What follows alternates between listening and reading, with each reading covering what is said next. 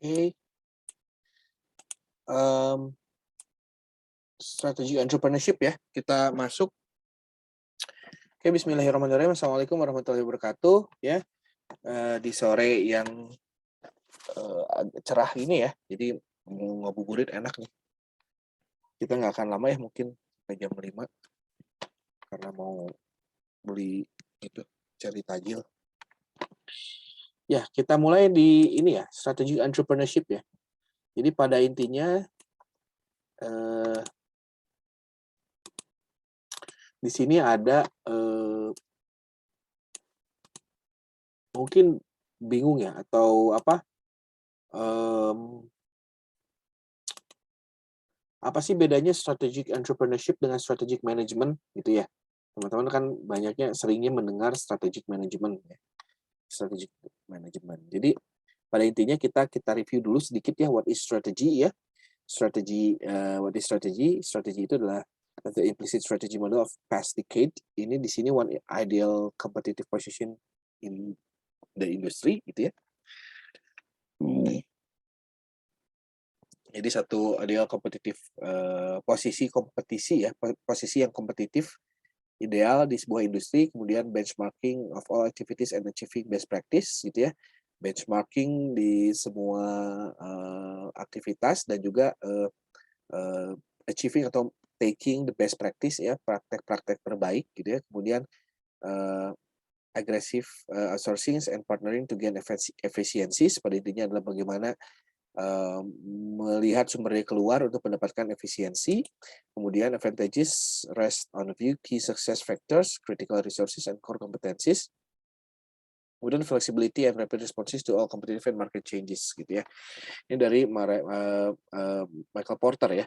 Yang dulu-dulu itu adalah kalau mau nyusun strategi itu gimana sih cari posisi yang apa, daya kompetitif yang ideal bagaimana, kemudian benchmarking, kemudian ambil best practice-nya, kemudian outsourcing ya, cari sumber daya keluar, dan berpartner untuk meminimalkan, mengefisiensikan, biaya gitu ya. Kemudian, keuntungan dari, beberapa, kritikal sumber daya yang, kritikal yang kita punya gitu ya. Kemudian, fleksibilitas dan, kecepatan merespon, semua, eee, aksi, semua yang, yang terjadi pada dinamika bisnis gitu ya, dinamika usaha.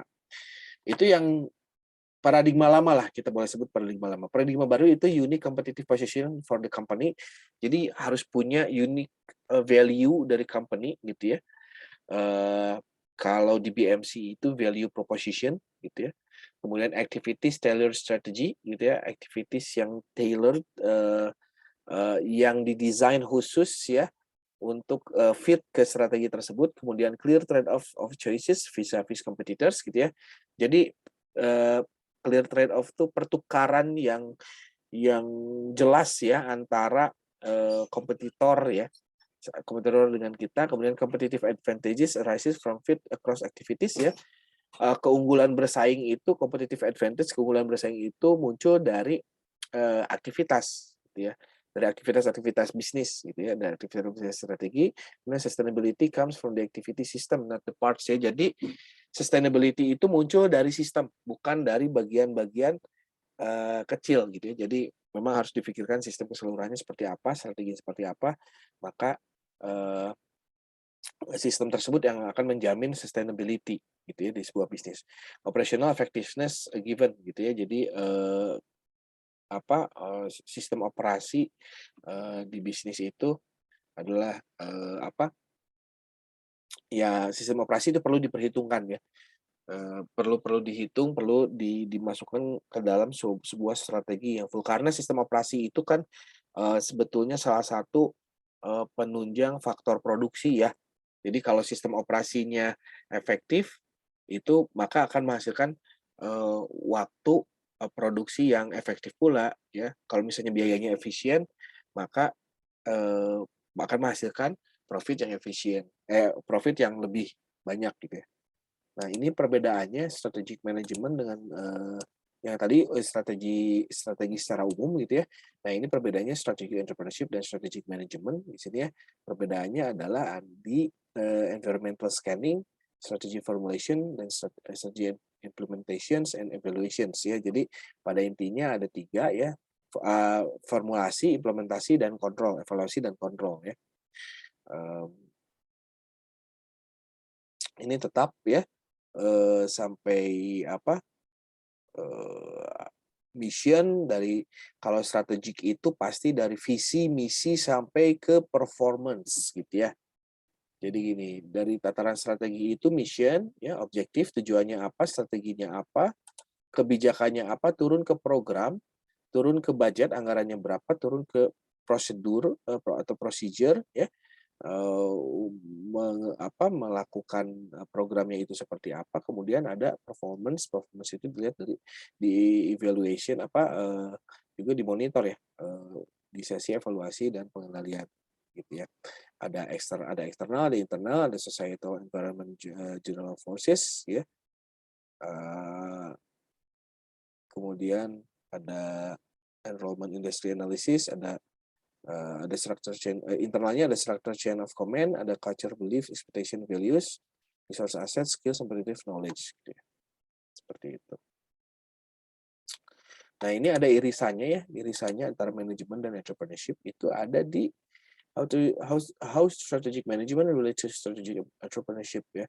Entrepreneurial actions dan juga strategic actions ya. Di sini ada wealth creation di tengah-tengah ini ya. Wealth creation itu menciptakan kekayaan ya, wealth, kekayaan ya.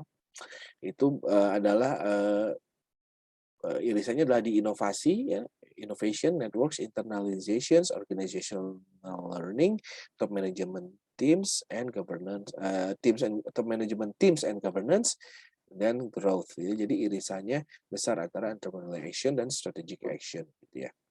Nah, komponen of strategic entrepreneurship itu ada dynamic capability, di sini ada juga resource management ya. Di luar kemudian di innovation, acceptance of risk, flexibility, vision, growth, and opportunity identifications itu yang membentuk strategic entrepreneurship gitu ya. Nah, dalam strategic entrepreneurship ini gitu ya, ini kita belum masuk ke teknologinya dulu ya, kita pikirkan strateginya dulu. Ada beberapa strategi yang dikenal yang ini teman-teman harus paham ya tentang itu.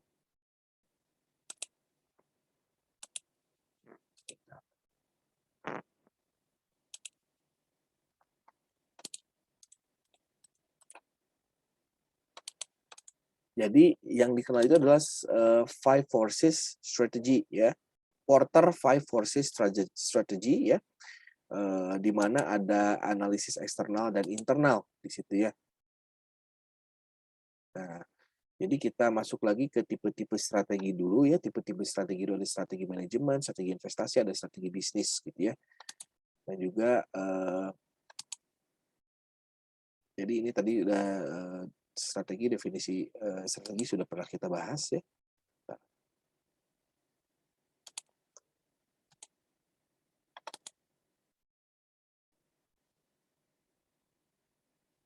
Nah, strategi, misalnya ini ada strategi, tipe-tipe strategi, itu ada strategi manajemen ya. Strategi manajemen meliputi strategi yang dapat dilakukan oleh manajemen dengan orientasi pengembangan strategi secara makro, misalnya strategi pengembangan produk, strategi penetapan harga, strategi akuisisi, strategi persaingan pasar, strategi mengenai keuangan, dan lain-lainnya. Nah, sedangkan strategi investasi di sini adalah strategi ini merupakan kegiatan yang berorientasi pada investasi. Misalnya, apakah perusahaan ingin melakukan strategi pertumbuhan yang agresif, atau berusaha mengadakan penetrasi pasar, strategi bertahan, strategi pembangunan kembali, atau pembangunan kembali di satu divisi baru, atau penghilangan satu divisi yang lama, dan lainnya. Ya. Kemudian ada strategi bisnis ya. Strategi bisnis ini sering juga disebut sebagai secara fungsional ya. Karena strategi ini berorientasi pada fungsi-fungsi kegiatan manajemen seperti strategi pemasaran, produksi, operasional, distribusi, strategi organisasi, dan strategi berhubungan dengan keuangan. Ya. Nah, ada di strategi juga dikenal dengan ada distinctive competence ya. Suatu perusahaan yang memiliki kekuatan yang tidak mudah ditiru oleh pesaing dipandang sebagai perusahaan yang memiliki competence ya. Distinctive competence menjelaskan kemampuan spesifik suatu organisasi. Menurut Wesley, teman-teman, distinctive competence dalam suatu organisasi meliputi keahlian tenaga kerja ya dan kemampuan sumber daya. Jadi kompetensi yang distintif, distintif itu yang membedakan satu bisnis, satu usaha dengan usaha yang lainnya. Kunciannya biasanya ada di keahlian tenaga kerja, ya, tenaga kerja yang terlatih di situ. Tenaga kerja di konveksi saya mah bisa ngerjait 20 dalam waktu 6 jam itu bisa ngejahit 1.000 potong misalnya, gitu ya. Kemudian kalau di yang saya mah tukang kuenya bisa bikin, eee, kue dengan, 7 rasa dalam waktu 1 jam misalnya, cepet gitu ya, punya triknya. Itu keahlian tenaga kerja, jadi punya distintif, nilai pembeda yang unggul gitu ya, di tenaga kerja, di kompetensi dan kualifikasi tenaga kerja. Kemudian kemampuan sumber daya. Sumber daya itu tidak hanya sumber daya alam, tapi sumber daya produksi, sumber daya pemasaran, sumber daya operasi ya, semua yang membentuk atau menciptakan sebuah usaha ya, sumber daya, semua sumber ya yang membuat menciptakan atau membentuk sebuah usaha atau sebuah bisnis ya. Nah, akses ke sumber daya misalnya ya, akses ke sumber daya jejaring, misalnya saya kenal dengan ini, saya kenal dengan pengusaha hulunya langsung, saya kenal ya misalnya jejaring. Kemudian harga, ya itu otomatis ya kalau udah jejaring itu semakin bisa beli di yang hulunya semakin murah gitu, seperti itu kan. Kemudian sumber daya teknologi, sumber daya mesin, ya, dan lain-lain. Dan juga yang kedua itu yang dikenal dengan competitive advantage, keunggulan bersaing disebabkan oleh pilihan strategi yang dilakukan perusahaan-perusahaan untuk merebut peluang pasar. Menurut Porter, ada 3 strategi yang dapat dilakukan perusahaan untuk memperoleh keunggulan bersaing, yaitu cost leadership, diferensiasi, dan fokus, ya, gitu. Ini menurut Porter. Dan Porter ini, competitive advantage ini yang sekarang itu banyak dipelajari dan sampai sekarang masih dijadikan rujukan bagi korporat, bagi perusahaan-perusahaan besar, bahkan bagi UMKM ya. Bagi UMKM itu maksudnya UMKM itu jangan melihat yang ultra mikro ya, tapi lihat yang menengahnya gitu ya. Kecil dan menengahnya. Kalau kecil dan menengahnya itu kan yang omsetnya yang udah oke ya, udah tinggi ya. Ini dibuat ada cost leadership, diferensiasi, dan fokus. Nah, yang perlu dilakukan adalah yang pertama di analisis portal itu adalah analisis lingkungan eksternal ya. Eksternal itu di sini ada pendatang baru ya, ada pembeli di sini, ada pemasok, ada substitusi. Nah, ini di dalamnya persaingan dan di dalamnya ada perusahaan. Pemasok itu kekuatan tawar pasok gitu ya, kekuatan daya tawar pasok dari supply, banyaknya supply, stok, kemudian juga harga ya. Kemudian juga di sini ada pendatang baru, itu ada ancaman pendatang baru ya, new entrance ya, threat of new entrance, kemudian kekuatan tawar pembeli ya, kekuatan tawar pembeli, dan ini produk substitusi. Dari sini adalah 5 kekuatan yang mempengaruhi tingkat persaingan gitu ya. Kekuatan persaingan dalam industri ini ya, menurut Porter ini ya. Ada pemain baru, new entrance, di sini persaingan industri ya. Di sini ada kekuatan pemasok, kekuatan pembeli, dan produk pengganti. Kesimpulannya adalah strategi pada tingkat korporat ini merupakan landasan dan acuan untuk penyusunan strategi di tingkat yang lebih rendah, strategi di unit bisnis, dan strategi fungsional. Dengan demikian, strategi yang telah disusun di ketiga tingkatan strategi korporat, unit bisnis, dan fungsional merupakan satu kesatuan strategi yang saling mendukung dan terkait menciptakan sinergi bagi performansi perusahaan. Nah, ini ada lingkungan eksternal perusahaan ya. Ini menurut Porter ya turunannya. Itu ada lingkungan jauh, ada ekonomi, sosiopolitik, teknologi, ekologi ya. Ada lingkungan industri, hambatan masuk ya. entry for barriers, daya tawar pemasok, daya tawar pembeli, ketersediaan substitusi, persaingan dalam industri ya, itu lingkungan industri. Kemudian ada lingkungan operasi ya, pesaing, kreditur, pelanggan, tenaga kerja, pemasok. Kemudian barulah di sini ada perusahaan atau usahanya. Nah ini istilahnya ini ada analisis SWOT gitu ya. Nah ada analisis lingkungan internal, kemudian ada SWOT di sini ya. SWOT teman-teman udah hafal gitu ya, bagaimana. Kemudian ada lingkungan internal adalah lingkungan yang dapat dikendalikan oleh perusahaan. Jadi eksternal itu yang tidak dapat dikendalikan oleh perusahaan, yang internal itu dapat dikendalikan oleh perusahaan. Semua organisasi mempunyai kekuatan dan kelemahan yang semua itu harus dianalisis gitu ya. Keadaan internal perusahaan juga banyak aspeknya dan tidak mungkin dianalisis semuanya. Sehingga yang perlu dianalisis adalah aspek-aspek kunci saja gitu ya. Nah, jadi kalau menganalisis semuanya tentang bisnis tentu tidak akan efektif karena terlalu banyak datanya, terlalu banyak hal-hal yang perlu dianalisis. Jadi aspek-aspek kuncinya saja ya yang mempengaruhi kinerja perusahaan tentunya ya, atau kinerja usaha UMKM gitu ya. Aspek kunci ini menurut Christian Robinson disebut dengan strategic internal factors atau faktor-faktor strategik internal ya. Proses identifikasi keunggulan, kekuatan, kemudian kekuatan strategis terlihat pada di sini nih selanjutnya ya. Nah, di sini nih, identifikasi faktor strategis yang penting, di sini identifikasi faktor strategis yang penting apa saja, kemudian analisis faktor perusahaan pesaing utama, kemudian lihat posisi keunggulan bersaing ya, posisi keunggulan bersaing, kemudian persyaratan bisnis pokok, kemudian kelemahan perusahaan ya. Keunggulan bersaing kita di mana posisinya ini? Ya, misalnya ada yang bisnis gorengan ya, bisnis gorengan sekarang minyak mahal dan lain-lain, keunggulan bersaing di sini sepanjang jalan sekitar itu tukang gorengan banyak pasti ya, tapi si posisi keunggulan bersaingnya apa? Apakah gorengannya itu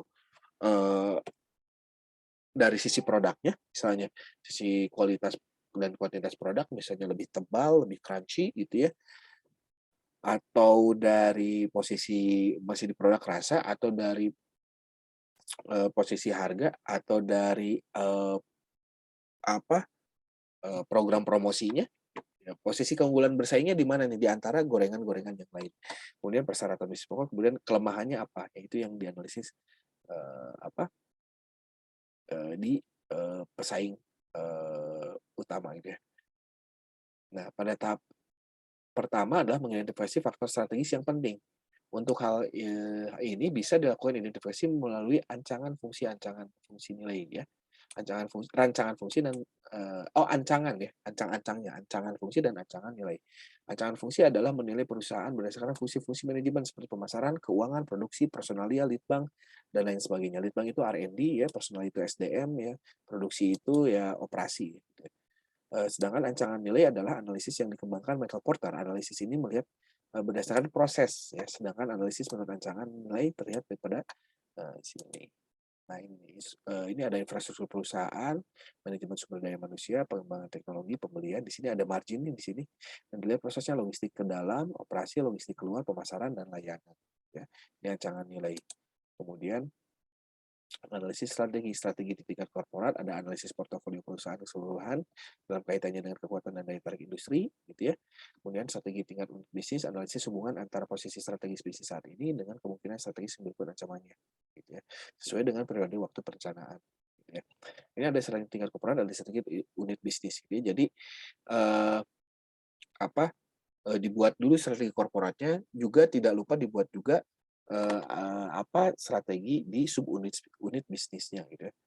Identifikasi kinerja perusahaan, apabila portofolio dikelola secara tepat gitu ya, bandingkan kinerja yang diproyeksikan dengan kinerja yang ada saat ini sehingga dapat dikenali kesenjangannya gitu ya. Jadi dalam analisis strategi ini pun kita harus bisa forecast ya, memproyeksi bahwa usaha kita, bisnis kita ke depan itu apakah akan kita punya target ke depan kinerjanya akan bagus atau tidak gitu ya.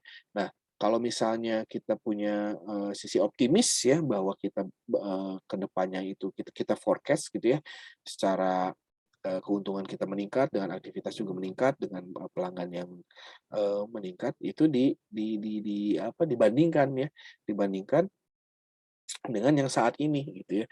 Kalau antara, yang kita forecast dan perbandingan itu ada jenjangnya, ada gap gitu ya, ada kesenjangannya, itu identifikasi kesenjangannya apa saja yang sehingga itu bisa step by step itu dipenuhi oleh perusahaan. itu oleh usaha kita gitu. Misalnya dari sisi misalnya dari sisi device mungkin ada yang di sini ada yang mungkin ya ada yang usaha tentang digital marketing agency misalnya gitu ya yang membuat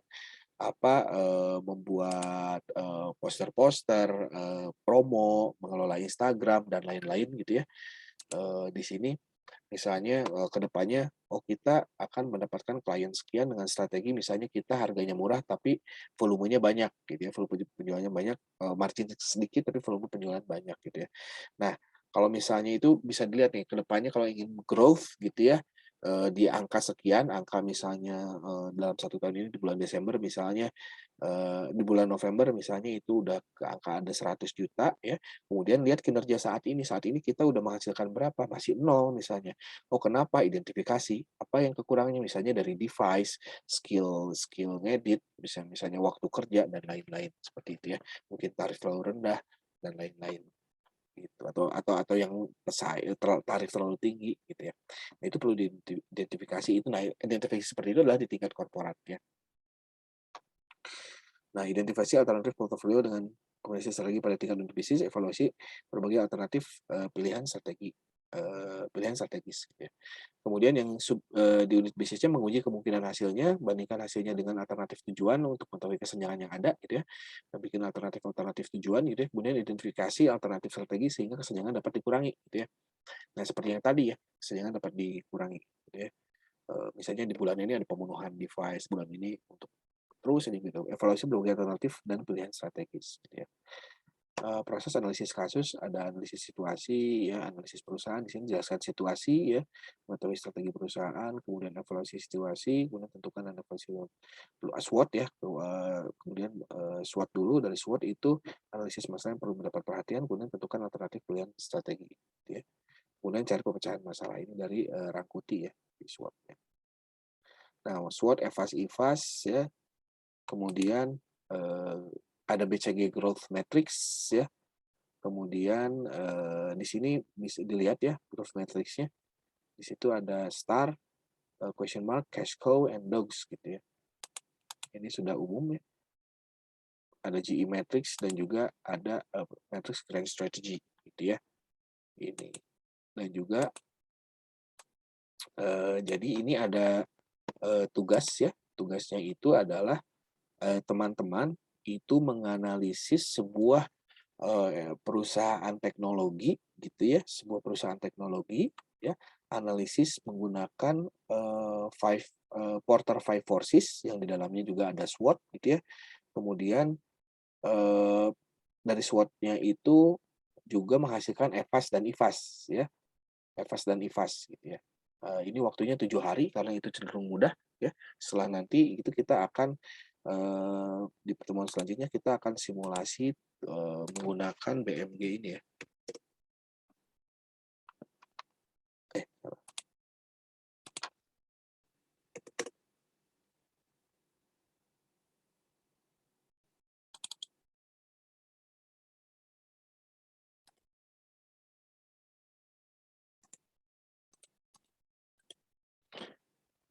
Ini sudah nampak.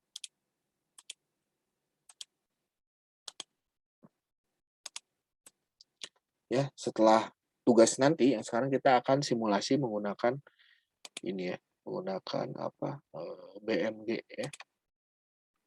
BMG ini ada data entry gitu ya, ada canvas top, ada canvas detail, ada graph top, ada graph detail, ada building blocks. Ya, nanti analisis dan outputnya adalah paper gitu ya, papernya. Contohnya sudah banyak ya papernya. Contohnya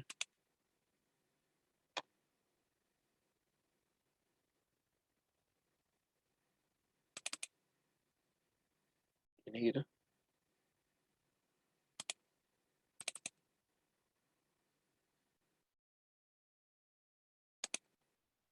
Oh iya, tugasnya per kelompok ya.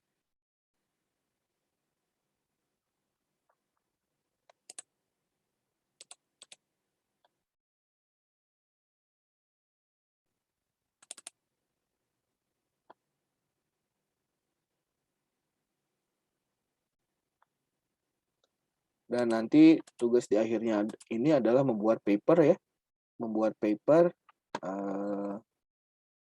berdasarkan tools BMG evaluation yang tadi. Papernya yang harus publish ya. Tuh, jadi buka.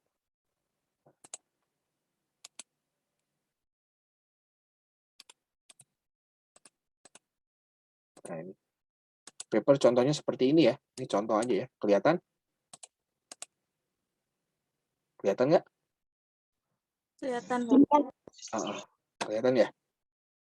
Ini kan BMG tadi adalah itu business model canvas, tapi kita menggunakan tools namanya BMG Business Model Generation yang versi 3. Nah, nanti bisa kelihatan itu ya, kemudian hasil dari situ nanti dibuat paper ya per kelompok ya. Nah, ini apa? Contoh yang dulu ya. Kenal nggak nama-namanya ini, kenal? Ini papernya gitu ya. Nah, ini evaluasi bisnisnya ya. Ada kita SWOT ya. Tadi polanya sama, pola bisnis modelnya itu kayak porter juga ya. Jadi teman-teman belajarnya porter dulu, kemudian porter itu yang susahnya, kemudian nanti ini baru ke yang mudahnya. Karena kesusahannya karena apa? Karena mungkin toolsnya nggak ini ya. Nah, kalau yang ini toolsnya udah jelas ada gitu ya. Kemudian evaluasi model bisnis, evaluasi modelnya nanti ada pembuatan seperti ini gitu ya, pembuatan seperti ini sehingga nanti ada berdasarkan ini nanti bisa disusun strateginya seperti apa gitu ya, berdasarkan pembuatan ini misalnya ini value proposition-nya apa, nanti terpetakan di sini, terpetakan di bisnis model canvas gitu ya, kesimpulan dasar seperti ini ya. Tapi nanti itu untuk kelas yang pertama adalah menganalisis sebuah perusahaan teknologi gitu ya, apapun mau lokal mau internasional, menggunakan Porter Five Forces. Di dalamnya juga ada SWOT. Itu makalah dan PowerPoint. Makalah dan PowerPoint per kelompok dikumpulkan minggu depan ya. Oke. Ada pertanyaan? Detailnya saya akan ke Hilwa ya, saya akan kontak Hilwa untuk detailnya ya. Oke, akan ada pertanyaan? Tidak ada. Kalau tidak ada, ini akan saya upload di YouTube dan juga teman-teman bisa bertanya untuk TSA. Gimana untuk TSA? Baik, Pak. Apakah suara saya terdengar? Ya, terdengar. Iya, Pak. Saya Oktavira Bintang. Izin bertanya terkait TSA. Saya kan ikut yang MSIB, Pak. Jadi kan ada, saya nggak tahu ini beritanya benar atau nggak, tapi kayak simpang siur katanya yang MSIB itu nggak usah daftar TSA kan ya, Pak? Tapi kayak mengingat ada tugas yang tentang TSA itu bagaimana ya, Pak? Ya, jadi gini aja sebenarnya yang MSIB ya, jadi sebenarnya TSA itu apa ya? Kita itu kan leading sektor ya di program itu ya, prodi kita seperti tahu sendiri. Kemudian juga kita berusaha memenuhi komitmen tersebut dengan mengikut sertakan semua mahasiswa yang ada gitu ya. Nah, termasuk yang MSIB. Sebetulnya yang MSIB itu karena sedang magang ya, jadi nggak ini gitu ya. Pertimbangannya teh khawatir nggak ada waktu gitu. Intinya itu sebenarnya sih, khawatir sibuk nggak ada waktu. Tapi saya rasa waktunya ada ya. Jadi silakan yang MSIB itu daftar saja ke Digitalent, kemudian daftar ke Micromentor ya, kemudian kerjakan online learning-nya gitu ya. Itu online learning-nya itu mudah kok ya, sehingga dapat sertifikat juga. Jadi maksud saya gini ya, Karena ini pun bagus ya, program yang bagus, jangan sampai mahasiswa kita ada yang tertinggal gitu ya, tertinggal untuk mendapatkan kompetensi-kompetensi dan juga sertifikat yang sertifikat ini tuh ada apa bernilai internasional gitu ya. Nah, untuk mendapatkan sertifikat itu ya dengan terdaftar di Digitalent dan juga dan juga Micromentor gitu ya. Nah, untuk pelaksanaannya itu kan akan ditempelkan di mata kuliah atau di kuliah umum kan. Ya seperti itu gitu ya. Jadi terpulang pada yang MSIB ya, apakah mau atau enggak gitu ya. Tapi anjuran saya itu ikut gitu ya. Karena sayang kalau dilewatkan gitu. Kalau sertifikatnya itu online kok. Maksudnya gini, di situ ada kayak pelatihan online nih. Kayak pelatihan online itu tinggal kita klik gitu ya. Klik kita jawab pertanyaan di situ udah lulus gitu ya. Dengan minimal 80% itu bisa lulus. Maksudnya itu kalau kurang dari 80% itu bisa diulang, bisa terus diulang dengan pertanyaan yang sama gitu ya. Seperti itu. Ya, gitu ya Okta ya. Baik Pak, terima kasih. Ya, oke. Ada lagi? MSIB, magang kan MSIB itu ya? Okta? Iya Pak, saya yang magang. Kok ikut kuliah? Ya, soalnya kayak saya pikirnya takutnya ada yang miskom buat nggak ke konversi. Jadi kalau saya ada waktu nggak lagi magang, saya ikut kelas gitu Pak. Oh ya udah, Okta berarti bisa ikut itu juga kan? Micro mentor kan? TSA kan ya?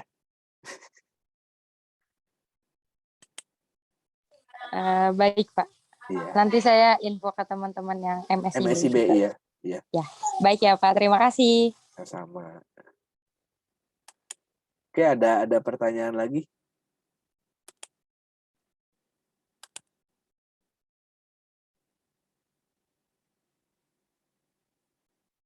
Oke, Hilwa, nanti ingatkan saya untuk ini ya.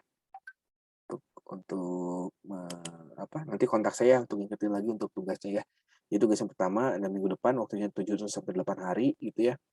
Itu buat analisis strategi perusahaan teknologi ya berdasarkan Porter 5 Forces ya dan juga SWOT. Oke. Oh, kalau gitu ada pertanyaan? Kalau tidak ada, terima kasih banyak. Salam sehat selalu ya. Selamat berbuka bagi yang menjalankannya. Wassalamualaikum warahmatullahi wabarakatuh. Selamat sore. Waalaikumsalam warahmatullahi wabarakatuh. Waalaikumsalam. Terima kasih, Pak. Terima kasih, Pak.